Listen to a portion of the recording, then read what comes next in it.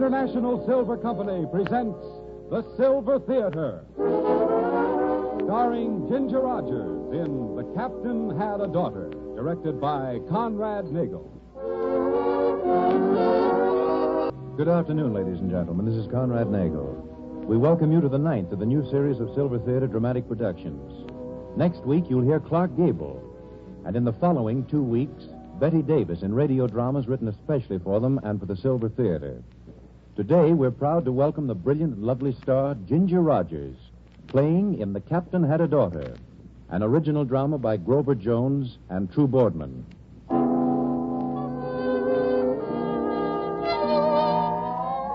The lights are dimmed and the silver curtain is rising on the first act of The Captain Had a Daughter, starring Ginger Rogers as Charity Mason, with Jack Arnold as Peter Storm and William Farnham as Captain Silas Mason. The time, 100 years ago.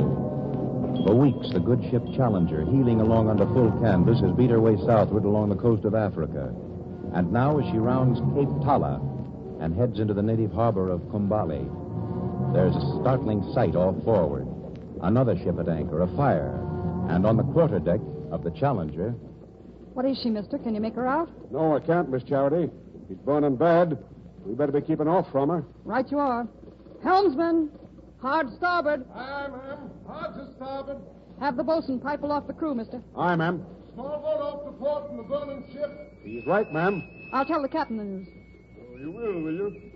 What happened? Oh, Captain, we've rounded Cape Tala, sir. Kumbali's off the port bow. And there's another ship there in the harbor afire. Ship fire? Oh, yes. I had the helmsman put about, sir, and the crew's aloft. What other further orders, sir? Well, whatever orders are, I'll give them myself. I'm still captain of this ship, young woman, even if you would like to take over the job. What is the ship that's a-burning? Have you made her out yet, mister? No, sir. But she sighted us. A small boat's already making for the Challenger. Yes, so it is. Charity, get to your cabin and stay there. To my cabin, but Captain... Yeah, you heard me. This isn't Boston Harbor, Charity. This is Kumbali, a filthy, plague-infested slave port. Till I know more about who's a-coming aboard, I'll not have my daughter on meeting them. Now, you'll go to your cabin. That's an order. Aye, aye, sir. The small boat's coming alongside, sir. Shall I lower the rope ladder? Yes, but keep the men at gun positions covering the boat. We'll take no chances. Aye, Captain Mason. Ahoy, Challenger. On board. Ahoy! Who are you? First mate and acting captain of the Vanguard. Well, come aboard, mister. Rest arms, men, but stand ready. Aye, sir. Ah, a solid deck again, that's... Well, quite a reception, Captain Mason. Captain... Hey, how do you know who I am? Is there a seaman in the African trade that hasn't heard of Captain Mason and the Challenger? The finest clipper that ever shipped the mainsail. I can see she's worthy of a fame, sir. Well, there are worse ships afloat, mister. Who might you be? Peter Storm, sir. I believe you know my uncle, Jonathan. He's secretary of the... Jonathan Storm? Well, think me for a codfish, lad. Of course I know him. Why, we two were the first members of the Abolitionist Society in Boston 30 years ago. At ease, men. To your post. Well, lad, well, you are welcome. It's not often that I run into a seaman that looks at slavery as I do. Anyway, not on the African coast. You're right, sir. How about your ship there? Will our help favor? Not a chance, Captain. I kept my men fighting as long as I dared, but any moment now it'll get to the powder kegs and that'll finish her. Captain, here it is, sir. Your glass. I thought you'd need it, sir. Oh, I didn't know. Charity, is this obeying orders? Yes, sir. I'm going right back to the cabin, sir. It's just that I thought, sir, that... Never mind. Charity, you've heard me speak of Jonathan Storm, secretary of the society. Yes. Well, the lad here is his nephew, Mr. Peter Storm, my daughter, Charity. Charity? Where are your sisters? Oh, I know. Faith and Hope. I've been asked that before. I thought at first you were a Quaker maid. Indeed, he should be a Quaker with such a name. Indeed, sir. Yeah, the lad tells me he's acting captain of the burning ship over yonder, Charity. Acting captain? We lost the skipper off Cape Verde Islands, and since then... Oh, Mr. Storm, look. Your ship. And down she goes. Oh, in a blaze of glory. My first command. Goodbye, Vanguard. Give my regards to Davy Jones. I'm sorry. Truly I am. Oh, I know what it must mean to lose your ship. I wonder if you really do. Well, Captain, I'd better be getting back to my men. And as long as I can't invite you aboard, I'd like to have you both as my guests on shore. I can probably arrange a sort of native feast that might interest Miss Charity. Well, I don't know about Charity. Oh, of course we'll come, Mr. Storm. You see how much chance I have. What have I to say about it? Good. And at the same time, we might discuss a little business. Business, lad? An empty ship and no cargo. A cargo and no ship. It adds up, Captain Mason. And I hope to our mutual advantage.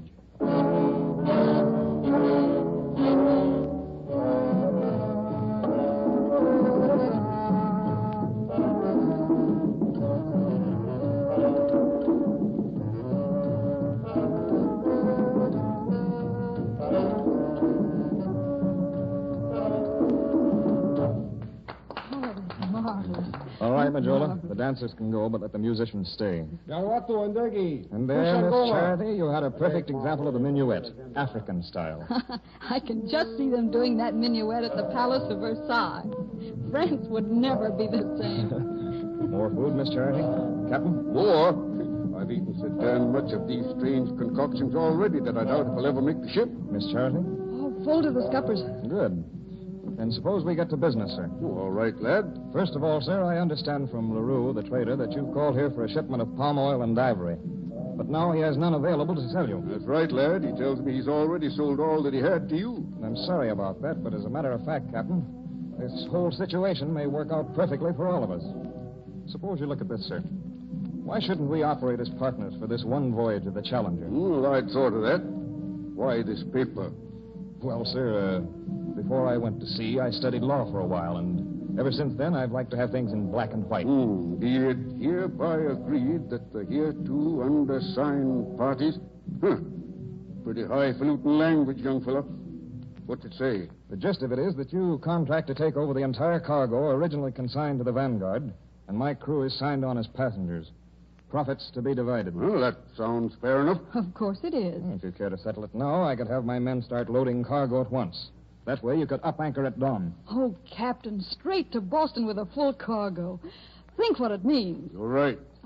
Where's the quill? Here's one, sir. And now, Miss Charity, perhaps you'd better witness this. You certainly have a very legal mind, Mr. Storm. Very. And sometimes I find it a great asset. Majola. Father Storm? Majola, take this paper to my second officer, Mr. Marcus. Tell him to have the men start loading our cargo on board the Challenger at once. And in case of any misunderstanding, he'll show this agreement to Mr. Thorgensen, the first officer on board. As you command, Father. Well, we'll be getting back to the ship. But you can't go back so early, sir. Well, that is, I understood Miss Charity wanted to see something of Kumbali. It happens there's a good moon tonight, and I thought the three of us could take a walk. She can wait till next Oh, trip. but there may be no next trip, please, Captain. Well, all right, if it really matters to you. But I'm done in. You go along with the lad, and I'll stay here and rest my pins till you come back. What do you say, Miss Charity? You're not afraid to meet the woman of mystery? The woman of mystery? Africa. You'll find that's what she is. A sinister but fascinating woman. Oh. With 1,000 secrets of her own you can never hope to understand. You missed your calling when you went to sea, Peter Storm. You should have been a poet. Come on. I'll show you how afraid I am.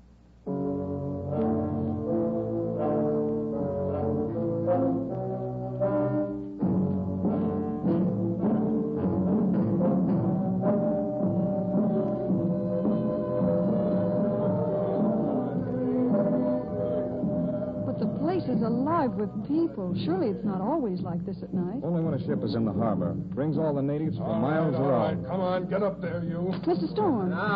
Over there, what's that? A fine woman slave. It's best if we avoid that, Miss Charity. But it's a slave trader. That's what I want to see. But you're not going to. It's not the place for you. Come on, we'll go this way. $70, but without the trial.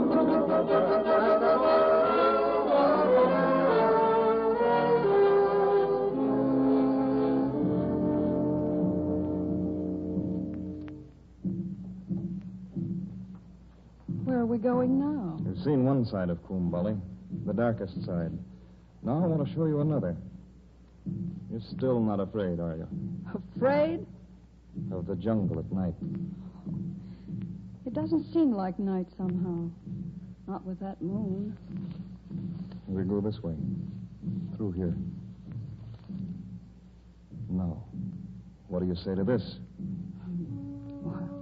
What should I say? It's just an arbor in the Look moon. at the walls. Look up above you. Flowers. Orchids.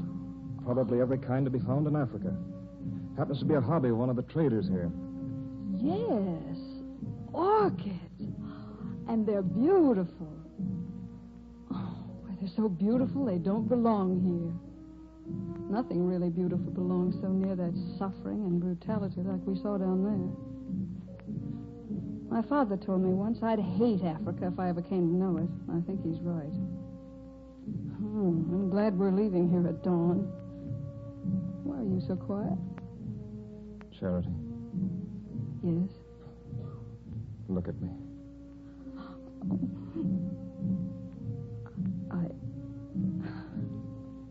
I suppose I can blame that on the moon and the orchids. Charity. But it better not happen again. Charity, this isn't real, you know it? None of it's real, especially you. A man doesn't step onto a ship at the end of the world and find a girl like you. It's all a dream, a crazy, impossible We better dream. get back to my father and to the ship. All right. All right. But before we go, Charity, promise you'll remember something. What? Just that a man sometimes does things because there's nothing else he can do. And there may be moments when he doesn't like himself for it any better than someone else does. You have a way of saying things and doing things that somehow don't make sense, haven't you, Peter Storm?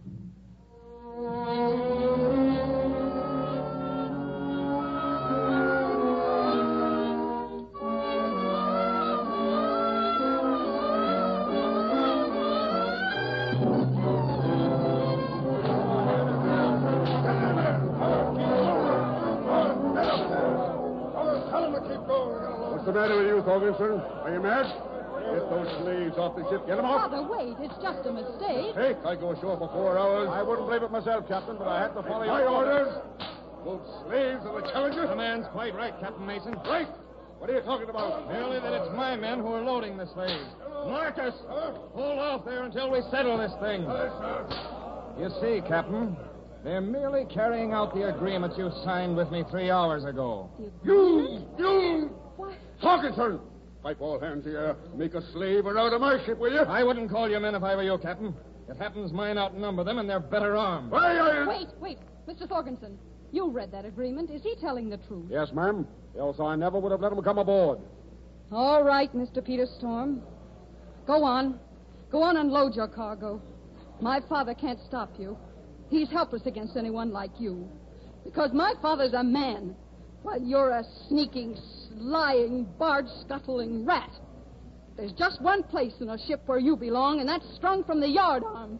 And if I have my way, I'll see you there. A pretty speech for a Quaker maid. A Quaker, huh? Very pretty. I suppose that means you've finished? Oh, no, I haven't. Go ahead, Peter Storm. Load your slaves. Load them all. But remember this. You'll never sell a man, a woman, or child that's carried on this ship. I'll see to that. The Challenger has never been a slaver, and she's not starting now.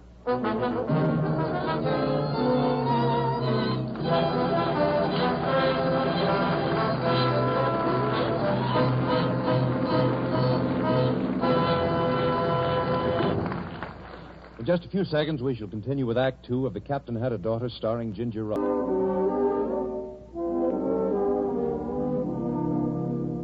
The lights are being dimmed once more, and the silver curtain is rising on the second act of The Captain Had a Daughter.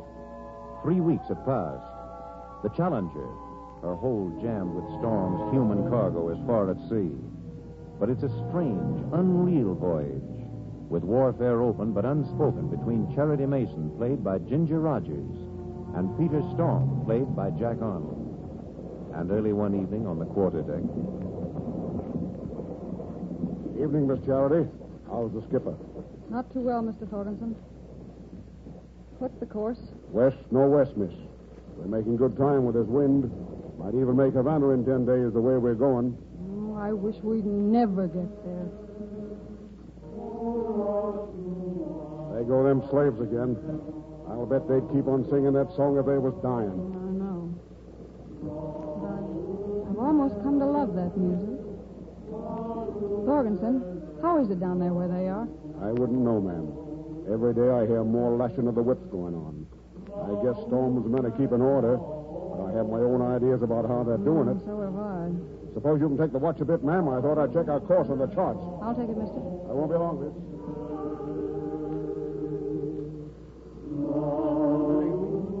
Would we speak to a lonely sailing man, good Quaker maid? Passengers are not permitted on the quarterdeck. Well, this one is. Look, Charity, maybe I'm going soft, but I'd like you to understand. I do understand perfectly. But you don't. You only look at all this from one point of view. I'm a slaver, yes. But slavery is a recognized business. If ever there's a law against it, I'll quit it. There is a law, Mr. Storm, but it's the kind you wouldn't possibly understand. There's something else you don't consider. Your father will profit from this voyage. His share will be 10 times what he could have made from an ordinary cargo. And that's all that matters. You can't conceive of anything being more important to a man than the profit that he makes. Yes, Charity, I can. From the moment I met you, I've realized there is something more important. It's that I want to talk to you about. What is that? I don't know. I'd better go below and see. Storm! Mr. Storm, sir! Here, Marcus. What is it? What's wrong below? It's bad, Storm. Majola here says the natives have been threatening to rebel, and I guess this is it. What about that, Majola?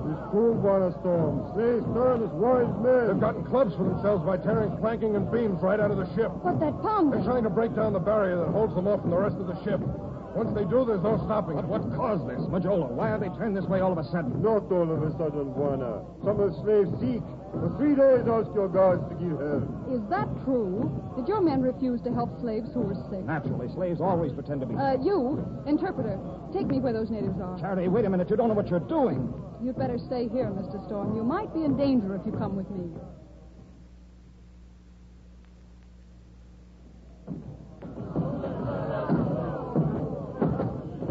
You're not going in that hole, Charity. I forbid it. You forbid it. Listen to me. This pretending to be sick is an old trick with slave cargoes. They do it to get white men among them, then they kill them. You can't go in there. Oh, can't I? Morgan, Thomas, hold him. Let go of me, you fool. Now, Majola, I want to help those natives in there, but I can't do it without you. Will you go in with me? Charity, let me go, you fools. Tell her no, Majola. Well, Majola, Great danger. These people like crazy. If Mensah not fear, or Zola not fear, we'll go. good. All right, you. Open the barrier, then stand back. Don't do it, Charity. Don't. I said open the barrier. Yes, ma'am.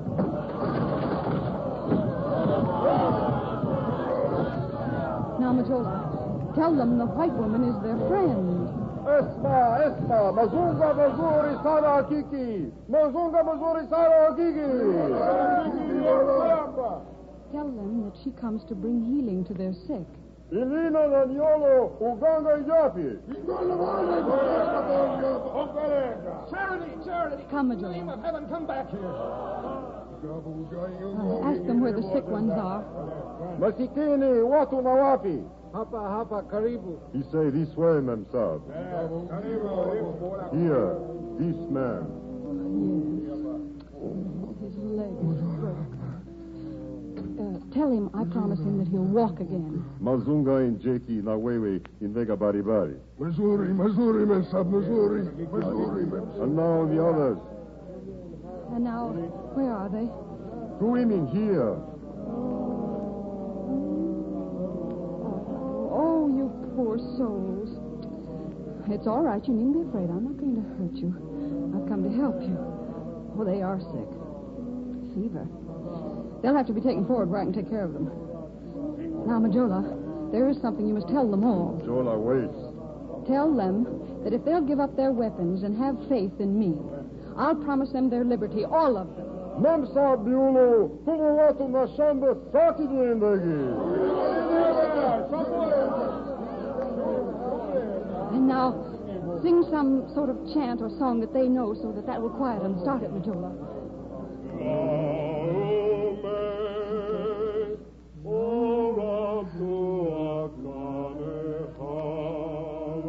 Come, Majola.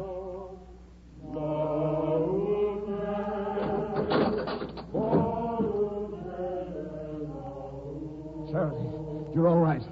Mr. Thorgensen, There's a man in there with a broken leg. See that it's tended to. And the women with the fever are to be carried forward where I can take care of them. Yes, miss. Charity, you're crazy and wonderful to have gone in there. Your slaves will be all right now, Mr. Storm.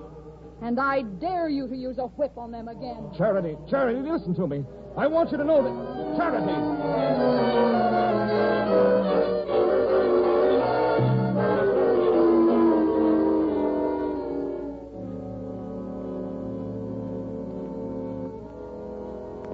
It's a good idea, yes, girl, but it's dangerous.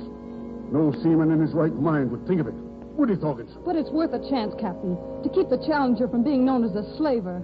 I tell you, I studied the charts for 2 days, and if they're accurate, the plan can't fail. But we've got to do it tonight. Well, all right. It's a long chance, but I'll take it. Good. Thorkinson, you change course 5 points to the southward. Give the crew orders to stand by through the night.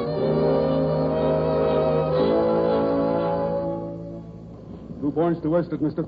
Aye, sir. How much longer, Captain? Well, should be any minute, if the charts are right. There they are up on the quarterdeck. Come on, all of you. I'll handle his men. Stay back there. Captain Mason, there's land off Ford. I don't have to have you tell me that. But Havana's still 4 days away. Who said it wasn't, mister? Captain Mason, you changed the course during the night. My father can run his own ship where he pleases. Oh, no, we can't. Quiet, Marcus. Maybe we got something to say about where this ship. Watch out, Charity. Captain, we did it. What is this? We've run aground. You're right, Mr. Peter Storm. We've run aground. Run aground in shallows where the water's only 15 feet deep, and the Challenger draws 18. Then why are we standing here? Let's get to work to get the ship afloat again. Your crew and mine, Captain Mason. We're no good. The tide is full and already falling, and there's just one way to get the Challenger afloat. What's that? To unload ballast, mister. Ballast. I'm talking about property, Peter Storm. A cargo that's nothing to you but so many pounds of weight. But weight enough to release this ship from the shallows if she were free of it. The slaves. Exactly, the slaves. And look forward. Land, mister. And do you know what land it is? Haiti, a black man's land. And freedom for every man, woman, and child in that hold. My compliments. A most ingenious plan. What are you waiting for? The agreement. My father is still responsible for the delivery of those slaves. Oh, of course. You would want that. Here you are. And again, my compliments. Thank you. And now, Mr. Thorgensen, Yes, ma'am? release the slaves. Let the men swim ashore. Women and children you'll take in boats. Aye, aye, ma'am. Oh, no, you don't. We all own a share in them slaves, and you ain't throwing none of them overboard. Ain't that right, men? Shut up, Marcus. I'm running this. Oh, no, you ain't, Storm. We're running it ourselves. All right, Captain Mason. Get down from that quarterdeck. Come on, boys. You just try to get us down from here. Marcus, put away that gun. This is mutiny. All right, then it's mutiny. It's time we was taking things over here. And just because you've gone soft on the girl, Storm, don't think you're going to stop us. Oh, no? Peter, look out. Peter! Thorgensen, Captain Mason, call your men. Charity, get to your cabin. Hurry!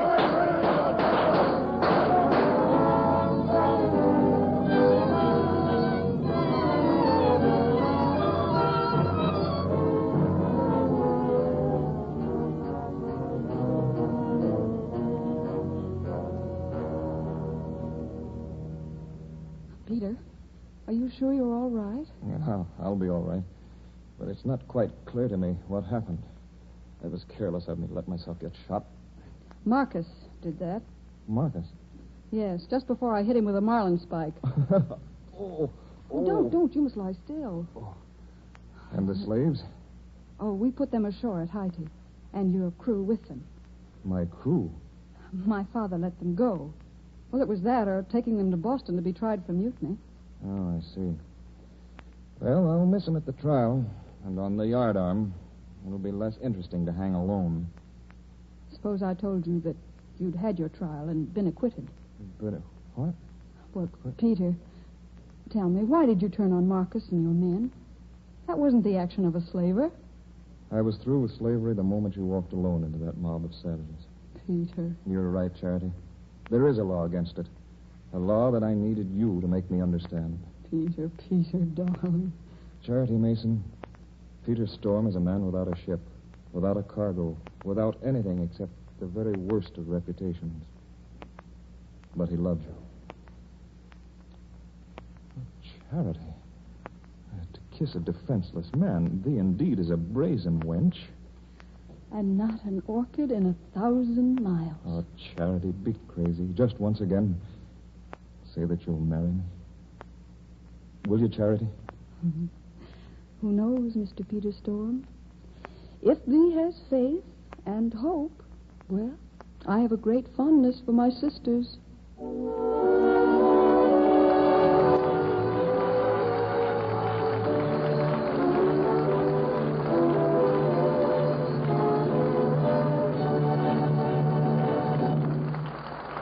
In just a few seconds, Ginger Rogers will come before the silver curtain to greet you personally.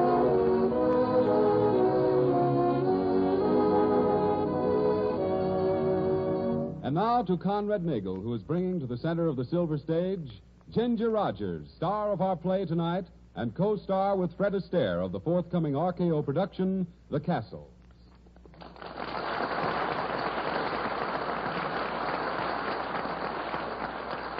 Well, Ginger, this is quite an occasion for us tonight. Thank you, Conrad. It is quite an occasion for me, too. I've looked forward to my first appearance on the Silver Theater for a long time, but I hadn't known it'd be as exciting as all this. You're such nice people to give me a hero like Jack Arnold and a father like William Farnham and a different type of play like The Captain Had a Daughter. Well, our sponsor should hear that, Miss